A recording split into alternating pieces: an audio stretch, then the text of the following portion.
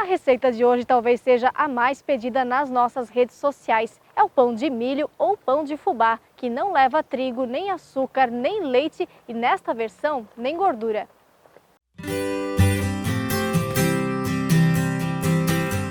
Hoje é o dia então da gente aprender uma das receitas mais tradicionais e conhecidas de Santa Catarina, o pão de milho ou batata, como é conhecido. Quem vai ensinar pra gente é a Luzia, aqui do sítio Vida Nova, em Presidente Nereu. Luzia, essa receita aqui você aprendeu há pouco tempo e faz para os próprios hóspedes que chegam até aqui, né? Sim, é possível que o nosso visitante chegue aqui e prove o nosso pão de batata doce ou pão de milho, né, como é chamado, porque é uma receita que lembra a minha infância, do tempo em que não se usava fermento, nem açúcar, nem gordura, nem sal na massa. Talvez, se quiser pôr uma pitadinha de sal também pode. Mas era o pão que me lembra a minha infância, o pão que eu fui criado, porque nós não tínhamos muito trigo, né? Então a gente usava o que tinha na roça, que era o fubá, né? Que é feito aqui, nós plantamos o nosso milho e fizemos o nosso próprio fubá moído na nogueira, né? Que dá esse fubá de textura aqui não tão fina, mas o fubá fino é melhor, né? Ele é uma de textura média, porque a gente não consegue na nogueira fazer ele tão fino. Mas pode ser feito com fubá fino, batata doce, cará do ar e cará da terra. O cará do ar é que vai fazer o fermento desse pão. Para o pão, você irá precisar de 600 gramas de batata doce ralada, 200 gramas de cará do ar, 300 gramas de cará da terra, 800 gramas de fubá fino e 3 folhas de bananeira. Aqui vamos ralar a batata doce.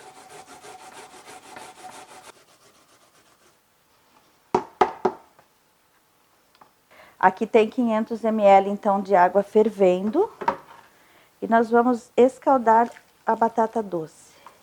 Aproveitando aqui já para limpar o ralo.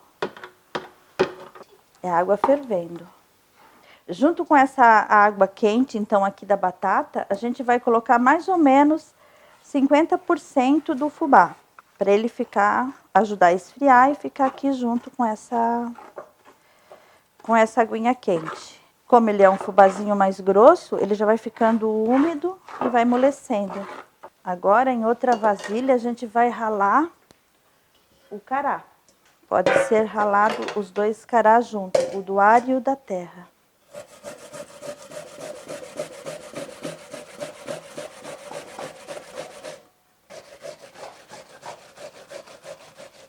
Então, agora a gente bate esse cará até ele ficar bem espumoso, porque é ele que vai fazer o nosso pão ficar macio e crescer. Se ele estiver bem leve e espumoso, aí você já pode misturar com o outro ingrediente que está aqui nessa vasilha aqui.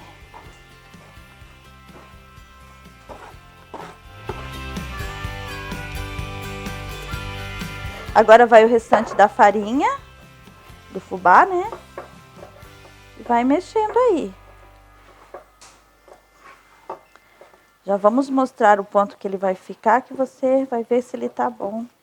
Quando ele começar a soltar da mão, que ele ficar molhadinho, que aí toda a farinha já ficou úmida, já é hora de botar na forma. Não precisa se preocupar com os pedacinhos de batata e cará que ficam aqui, porque ele depois é bem gostoso, fica cozidinho no meio do pão. E esse pão não precisa esperar crescer. É amassar, botar na forma e pôr no forno. Então, a gente passa a folha no calor. Aqui eu estou passando no fogão a lenha, mas pode ser no fogão a gás também, que é para ela ficar maleável. E também, se tiver alguma impureza, né, na folha, já esterilizou a folha e deixou ela com essa textura de que dá para a gente dobrar ela depois na forma para pôr o pão. Pode escolher qualquer folha de banana, pode ser folha de caeté. Essa, por exemplo, que eu estou usando é uma folha de bananeira de jardim, que é muito fácil de ser encontrada, inclusive na cidade, né? Porque às vezes as pessoas falam, moro na cidade, como eu vou ter uma bananeira? Mas se o seu vizinho tiver um jardim ou você tiver essa bananeirinha de jardim, ela é excelente, porque ela tem uma boa textura e ela deixa um aroma saboroso no pão.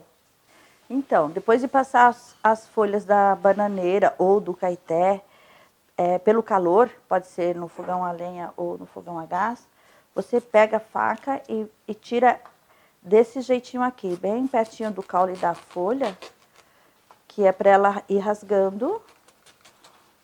E você tira ela o máximo que puder inteirinha, para que você possa forrar a forma do pão. Você pode ver que ela ficou uma folha bem maleável.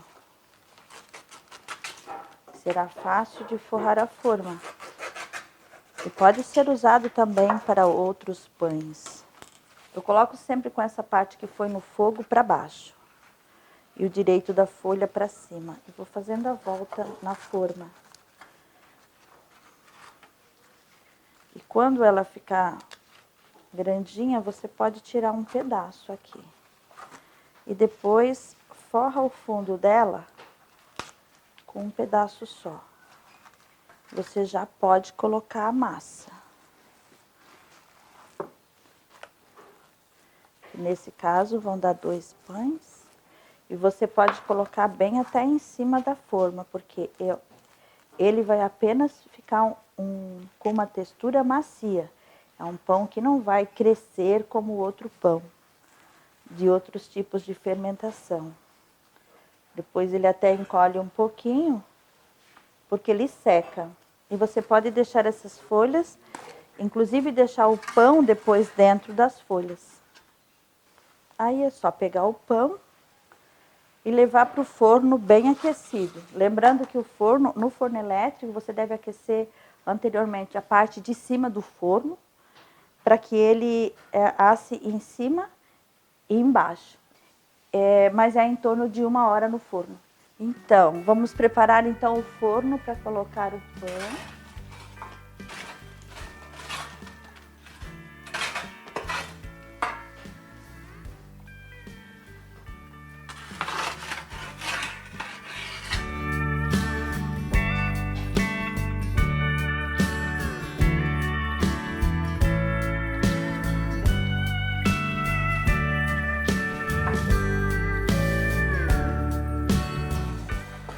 Então, o importante é que você tire o pão da forma e espere ele esfriar para depois você cortar. Eu nunca tiro essa folha de bananeira porque ele vai mantendo o pão mais macio.